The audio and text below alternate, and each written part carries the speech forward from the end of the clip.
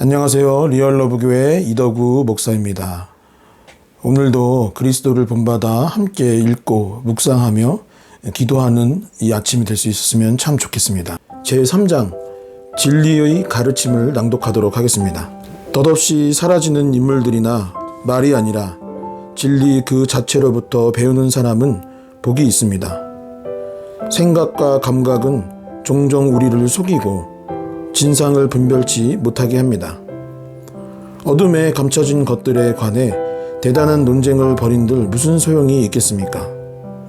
그런 것을 모른다고 해서 심판의 날에 큰 책망을 받지는 않을 것입니다. 필요하고 유익한 것은 간과한 채 신기하고 해로운 것에 주의를 기울이는 것은 참으로 어리석습니다. 눈이 있어도 보지 못하기 때문입니다. 학문이 말하는 속과 종이 우리와 무슨 상관이 있겠습니까?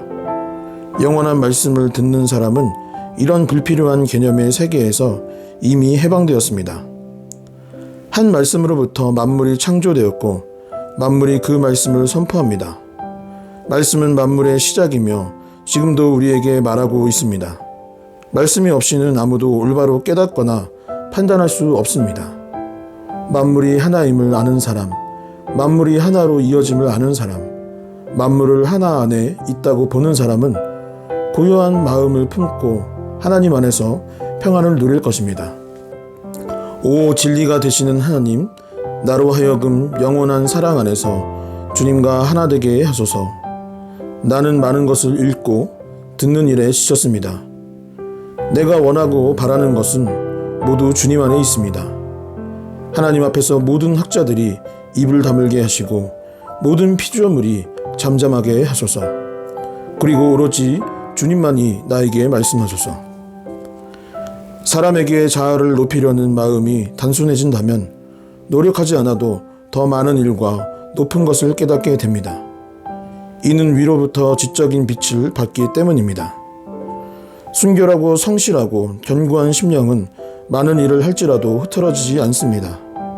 모든 일을 하나님 영광을 위해 하는 사람은 마음이 고요하고 잠잠하기에 무슨 일을 하든지 자기 유익을 구하지 않습니다.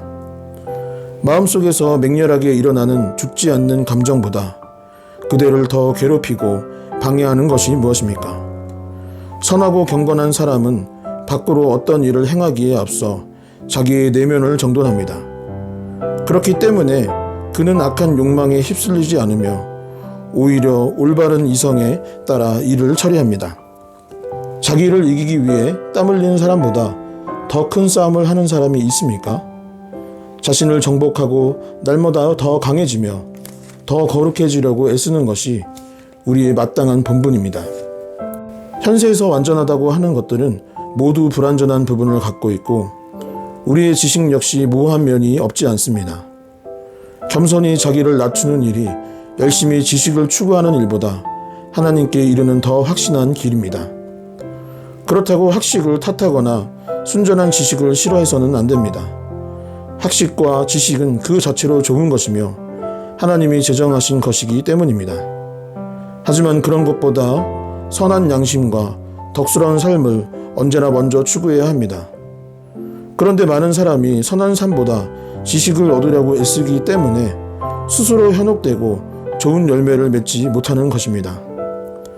사람들이 문제를 제기할 때처럼 악덕을 뿌리 뽑고 미덕을 심는 일에 노력을 기울인다면 이토록 상처를 받은 일도 없을 것이고 세상에 이처럼 엄청난 스캔들도 없을 것이며 수도원에서 이처럼 방종이 행해지는 일도 없을 것입니다. 훗날 우리는 무엇을 읽었는지가 아니라 무엇을 행했는지에 따라, 얼마나 말을 잘 했는지가 아니라 얼마나 덕스럽게 살았는지에 따라 심판받게 될 것입니다. 그대가 잘 알았던 사람들 가운데 지식이 높았던 학자들과 대가들이 지금 어디에 있습니까? 지금은 다른 이들이 자리에 차지하고 있고 지금은 그들을 기억조차 하지 않을 것입니다. 그들이 살아있을 때는 중요한 인물처럼 보였지만 지금은 아무도 그들을 거론하지 않습니다.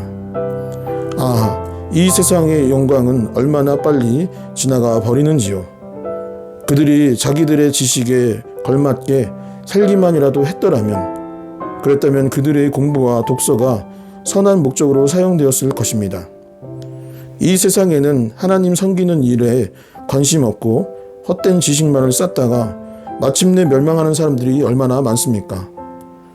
그들은 겸손해지기보다 외대해지려고 했기 때문에 그 생각이 허망해지고 말았습니다. 오히려 남을 섬기는 사람은 그리스도를 얻기 위하여 세상의 모든 것을 배설물로 여기는 자는 참으로 현명한 사람입니다. 하나님의 뜻을 행하고 자기의 뜻을 버리는 자는 참으로 지혜로운 사람입니다. 우리 교회가 속해 있는 대한예수교 장로회 통합 측에서 이제 목사 안수를 받으려면 대략 한 10년 정도의 시간이 걸립니다. 빨리 돼야 한 10년 정도이죠. 대학교 4년, 신대원 3년, 그리고 학교 다닐 때 이미 전도사를 하고 있지만 신대원 졸업 후 최소 2년 이제 그 시간 동안 훈련을 받고 목사 고시를 한 번에 패스를 하면 10년 차의 안수를 받는 것이고, 만약에 목사 고시가 안 되거나 신대원 시험에 합격을 못하면 계속 딜레이가 되는 것입니다. 그렇게 해서 안수를 받은 후에 보통 바로 개척을 하거나 아니면 담임 목사로 사역을 하는 것이 아니라 한 10년 정도 더 부목사 생활을 하고 담임 목회자로 가던가 아니면 저처럼 개척을 하게 되는 것이죠. 왜 이렇게 긴 시간 동안, 뭐 한 20년 가까이 왜 이렇게 긴 시간 동안 훈련을 받아야 되는가 라는 생각도 들 수 있는데, 제가 내린 결론은 무엇이냐면, 신학 공부를 해야 하는 것은 당연한 것이고, 신학 공부는 어찌 보면 학교 다니는 중에 할 수 있을지 모르지만 목회자로서 훈련받는 시간, 그러니까 삶이 변화되어지고 더욱더 겸손해지고 연단되어지는 시간이 필요하기 때문에 그만큼의 시간이 걸리는 것이 아닐까라고 저는 개인적으로 결론을 내리게 되었습니다. 제가 다녔던 장신대 예배실 앞에는 그 두 가지 글씨가 써 있었어요. 예배실 입구 앞 옆에 돌에 새겨져 있는데, 하나는 경건이라는 단어가 써 있었고 다른 한쪽에는 학문이라는 단어가 써 있습니다. 학문이라는 것은 무엇이냐? 당연히 연구하고 공부하고 이 말씀의 뜻이 무엇인지 깨달아 알고, 또 뭐 외국어도 배우고 원어도 배우고 어떤 해석 방법들을 배우고 하는 학문을 가르고 닦는 것이 신학교에서 이루어져야 하는 과정이죠. 그런데 목회자가 되기 위해서 필요한 것은 또 무엇일까요? 배운 것을 가지고 지식으로 끝나는 것이 아니라 그것을 삶으로 녹여내는 작업이 필요합니다. 그것이 경건이라고 볼 수 있는 것이죠. 즉 그리스도의 제자가 되고 아니면 또 목회자가 되고 주의 일을 한다라는 것은 무엇이냐? 사역자가 된다라는 것은 경건과 학문, 공부도 해야 하지만 삶도 그에 맞게 뒤따라야 한다라는 것을 나타내는 것이 그 학교의 어떤 표가 아니었을까 생각을 해봅니다. 요한복음 1장 14절을 보면 이런 말씀이 써 있습니다. 말씀이 육신이 되어 우리 가운데 거하심에 우리가 그의 영광을 보니 아버지의 독생자의 영광이요 은혜와 진리가 충만하더라. 성경은 신비롭게도 예수님이 말씀이시다라고 말을 합니다. 하나님의 말씀이 육신을 입고 이 땅 가운데 오신 분이 바로 예수 그리스도라고 말을 합니다. 참 신비로운 일이죠. 이 땅에 있는 사람들이 하나님의 말씀을 받았습니다. 그런데 그 말씀을 연구하고 읽기는 하였지만 그 말씀대로 살아가지도 못하였고 그 말씀의 뜻을 깨닫지도 못하였고 자꾸 왜곡을 했던 것입니다. 그래서 하나님이 답답하셨나 봐요. 말씀이 육신이 되어 우리 가운데 거하시는 예수 그리스도를 왜 보내느냐? 말씀을 주고 진리를 허락해 주어도 깨닫지 못하고 계속해서 죄 가운데 살아가고 있는 이스라엘 백성, 그리고 온 인류에게 말씀이 무엇인지, 진정한 뜻이 무엇인지, 진리가 무엇인지를 알게 하시기 위하여서 삶으로 살아가셨던, 삶으로 말씀을 나타내 주셨던 예수 그리스도를 우리에게 보내주셨다라고 성경은 말하고 있는 것이죠. 그렇다면 이제 예수 그리스도의 제자가 된 우리는 어떠한 삶을 살아야 하겠습니까? 말씀대로 사셨던 예수 그리스도, 진리대로 사셨던 예수 그리스도가 우리의 주인이요, 우리의 구주가 되셨기 때문에 우리 역시 그분의 발자취를 쫓아서 우리의 삶 가운데 하나님의 말씀이 이루어지도록, 서로 사랑하라고 하였다면 그 말씀을 내 삶에 적용하여 살게 하기 위하여 머리로만 성경은 이런 것이구나. 오늘 들은 설교의 내용은 이런 것이구나. 이 책의 내용이 이것이구나 라고 어떤 지적인 만족으로 끝나는 것이 아니라 삶으로 그것을 증명해내고 나타내며 살아갈 때 나도 변화될 뿐만 아니라 예수님께서 그러셨던 것처럼 예수님께서 삶을 살아가실 때 진리의 삶, 말씀의 삶을 살아갔을 때 주변이 변화되어지고 아픈 사람들이 나아지고 마음에 병든 사람들이 회복되었던 것처럼 우리가 그러한 마음을 갖고 말씀을 진리를 삶으로 증명해 나간다면 삶으로 살아낸다면 하나님께서 분명 우리에게도 은혜를 주셔서 예수님이 그러셨던 것처럼 우리도 세상을 주변을 나를 변화시키며 살아갈 수 있는 축복을 허락해 주실 것입니다. 기도하시겠습니다.